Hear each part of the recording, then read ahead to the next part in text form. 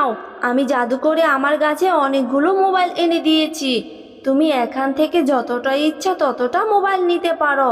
আমি তোমাকে সব। কি রে তিতি, তুই এখানে কি করছিস? বসে বসে মোবাইল দেখছিস? কয়দিন ধরে তুই খেলতে আসিস না কেন? চল আমরা গিয়ে কানামাছি খেলি। তোকে ছাড়া খেলা করতে আমার একদমই ভালো লাগে না, তাই তো তোদের বাড়ি চলে আসলাম তোকে নিয়ে খেলা করব বলে। না রে টিয়া, আমার একদম খেলতে ভালো লাগছে না, আমি যাব না। তুই যা, গিয়ে খেলা কর। আমি এখন মোবাইলে কার্টুন দেখবো। জানিস মোবাইলে কার্টুন দেখতে যে কত মজা লাগে। আচ্ছা দিদি, তুই কি আমাকে একটু মোবাইল দেখতে দিবি? আমারও খুব ইচ্ছে করছে কার্টুন দেখতে, কিন্তু আমাদের তো কোনো ভালো স্ক্রিন টাচ মোবাইল নেই। আমি কি করে কার্টুন দেখবো? দে না আমাকে একটু কার্টুন দেখতে। না না টিয়া, আমাদের মোবাইল কাউকে দেওয়া যাবে না। আমার মা আমাকে বলেছে কাউকে মোবাইল দিলে মোবাইল নষ্ট হয়ে যাবে। মা তো আমাকেই মোবাইল ধরতে দেয় না। জানিস আমি লুকিয়ে মোবাইল এনে দেখি। তুই মোবাইল ধরলে মোবাইলটা নষ্ট হয়ে যাবে, তখন মা আমাকে অনেক মারবে। আচ্ছা ঠিক আছে, মোবাইল না দিলে তোর সাথে আমি আর খেলবো না। আমি বাড়িতে গিয়ে এক্ষুনি মাকে বলবো আমাকে একটা মোবাইল কিনে দিতে। মা আমাকে একটা মোবাইল কিনে দিবে, তারপর আমিও অনেক কার্টুন দেখবো। তুই অনেক পচা, তোর সাথে আমি আর কোনোদিন খেলবো না। তুই আমাকে একটু কার্টুন দেখতে দিলি না তো?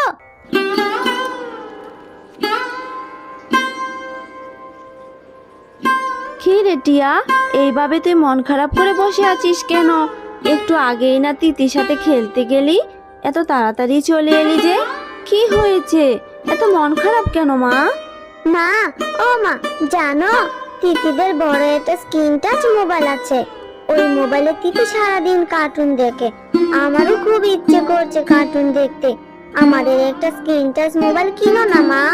একটা মোবাইল কিনলে তুমি সবার সাথে ভিডিও কলে কথা বলতে পারবে, আর আমিও কার্টুন দেখতে পারবো।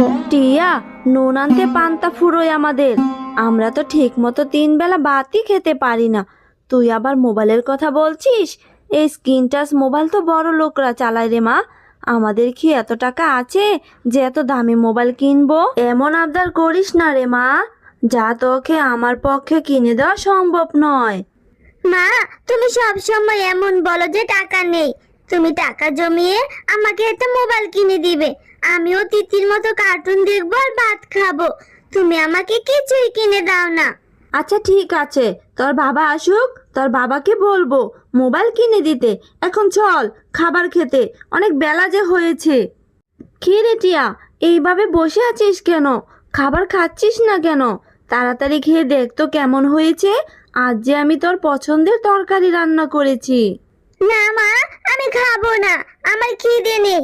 তোমাকে কখন থেকে বলছি আমাকে একটা মোবাইল কিনে দাও, মোবাইল কিনে দাও। না, তুমি আমার কোনো কথাই শুনছো না। তোর মোবাইলের ভূত এখনো যায়নি মাথা থেকে? সে কখন থেকে বলছি মোবাইল কেনার মতো এত টাকা আমাদের নেই। এত বায়না করিস না তো, চুপ করে খেয়ে নে। জানো মা, তিতি, ঝুমা, রিঙ্কু ওরা সবাই মোবাইল দেখে দেখে ভাত খায়। ভাত খাওয়ার সময় মোবাইল দেখে। তুমি আমাকে একটা মোবাইল কিনে দাও না মা, আমিও ভাত খাওয়ার সময় মোবাইল দেখে ভাত খাবো। টিয়া, আমি এত কথা শুনতে চাই না। লেখাপড়ায় কোনো মন নেই, এখন বলছে মোবাইল কিনে দিতে। আমি পারবো না তোকে মোবাইল কিনে দিতে। একদম কথা বলবি না আর, চুপ করে খেয়ে নে তো। আচ্ছা বুঝতে পেরেছি, তুমি আমাকে মোবাইল কিনে দিবে না। ঠিক আছে, আমিও তাহলে ভাত খাবো না, এই চলে যাচ্ছি আমি বাড়ি থেকে। আরে টিয়া, কোথায় যাচ্ছিস ভাত না খেয়ে? যাস না মা, ভাতটুকু তো খেয়ে যা। হ্যাঁ গো, তোমার মেয়ে কি শুরু করেছে বলো তো? তোমার মেয়ে সারাদিন আজ ভাত খায়নি। বাগিনী বাবির মেয়েকে দেখেছে মোবাইল থেকে কার্টুন দেখছে, এখন সেও বায়না ধরে বসে আছে মোবাইল কিনে দেওয়ার জন্য। ও, এই যে স্ক্রিন টাচ মোবাইল, ওই মোবাইলে কি কার্টুনও দেখা যায় নাকি? আচ্ছা ঠিক আছে শেফালি, তুমি আমার মেয়েটাকে আর বকো না। আর মা টিয়া, আমার কাছে তো এখন কোনো টাকা নেই। আমার টাকা হলে তোকে একটা মোবাইল কিনে দিব, তখন তুই কার্টুন দেখিস রে মা। তুমি এতগুলো টাকা কোথায় পাবে? আমাদের সংসারটাই তো কত কষ্ট করে চলে, আর তোমার কাছে যে জমানো কোনো টাকাও নেই। আহ গিন্নি, তুমি এত চিন্তা করো না তো। নিশ্চয় আল্লাহ একটা ব্যবস্থা করে দিবে। আমার মেয়েটার যেহেতু শখ হয়েছে, সেহেতু বাবা হিসাবে শখ পূরণ করাটা আমার দায়িত্ব। সত্যি বলছো বাবা? তুমি আমাকে মোবাইল কিনে দিবে? তুমি আমার লক্ষ্মী বাবা। মা টিয়া, তুই বাড়িতেই থাক, আমি একটু বনের দিকে যাচ্ছি, দেখি বন থেকে কোনো ফলমূল পাই কিনা। মা, আমাকেও সাথে করে নিয়ে যাও না। আমারও যে বনে ঘুরে ঘুরে ফল টোকাতে খুব ইচ্ছে করছে। আমাকেও নিয়ে যাও না মা। না রে মা, তোকে কি করে নিয়ে যাব? ওই জঙ্গলের মধ্যে যে অনেক ভয়ানক জীবজন্তু থাকে, ওখানে তোকে যেতে হবে না। আমি তাড়াতাড়ি করে ফল নিয়ে চলে আসব, তুই বাড়িতেই থাক।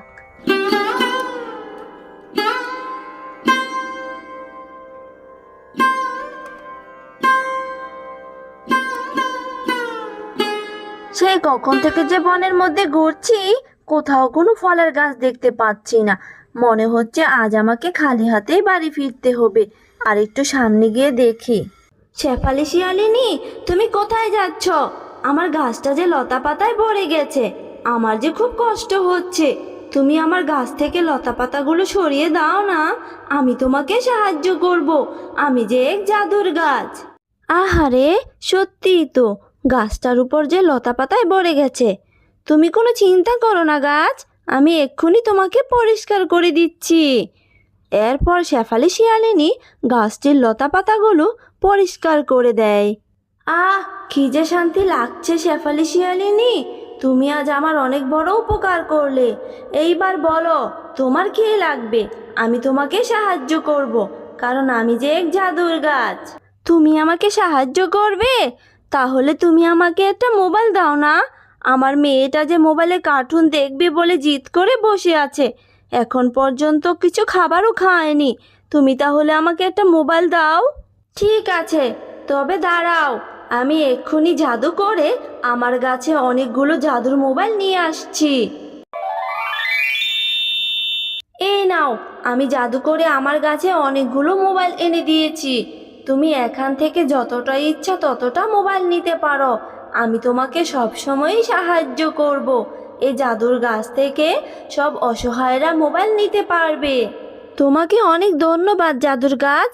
আমি এক্ষুনি এখান থেকে একটা মোবাইল নিয়ে আমার মেয়েকে দিব। আমার মেয়ে যে অনেক খুশি হয়ে যাবে।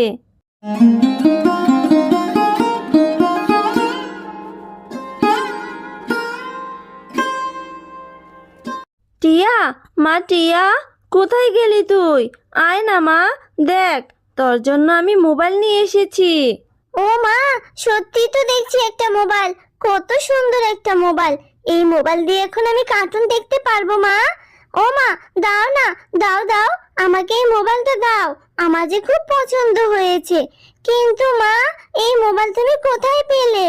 হ্যাঁ রে মা, এই মোবাইলটা আমাকে এক জাদুর গাছ দিয়েছে।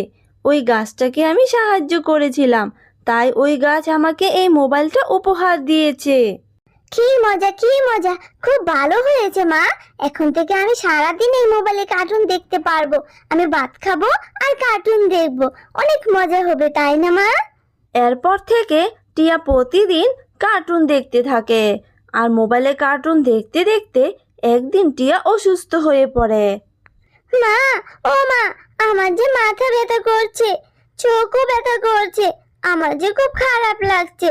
তাড়াতাড়ি আসো না মা, আমার যে ভীষণ মাথা ব্যথা করছে। ও মা, আমার আর মোবাইলও দেখতে ইচ্ছে করছে না। আমি আর কার্টুন দেখবো না মা, আমি আর মোবাইলও দেখবো না। টিয়া, তুই এসব কি বলছিস? তাহলে কি এই জাদুর মোবাইলের জন্য এইসব হলো? আমার মেয়েটা অসুস্থ হয়ে গেল। চল মা, এক্ষুনি চল, ওই জাদুর গাছের কাছে চল। হ্যাঁ মা, আমাকে সুস্থ করে দাও। আমার যে আর ভালো লাগছে না। আমার যে খুব কষ্ট হচ্ছে মা। আমাকে ওই জাদুর গাছের কাছে নিয়ে যাও।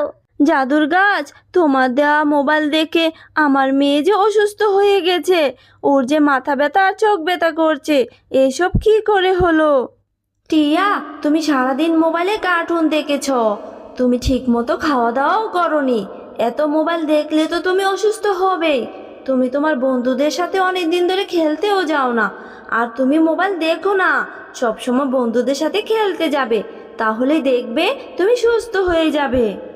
আচ্ছা ঠিক আছে জাদুর গাছ, আমি আর কখনো মোবাইল দেখবো না। আমি সব সময় আমার বন্ধুদের সাথে খেলা করব। আমি তোমার সব কথা মেনে চলবো জাদুর গাছ। তুমি অনেক ভালো মেয়ে। আজকে থেকেই তুমি তোমার বন্ধুদের সাথে খেলা করবে। তুমি আর কখনো মোবাইল ধরবে না। এরপর থেকে টিয়া সব সময় তার বন্ধুদের সাথে খেলা করেই সময় কাটাতো। টিয়া আর কখনো মোবাইলে কার্টুন দেখবে বলে বায়না ধরতো না।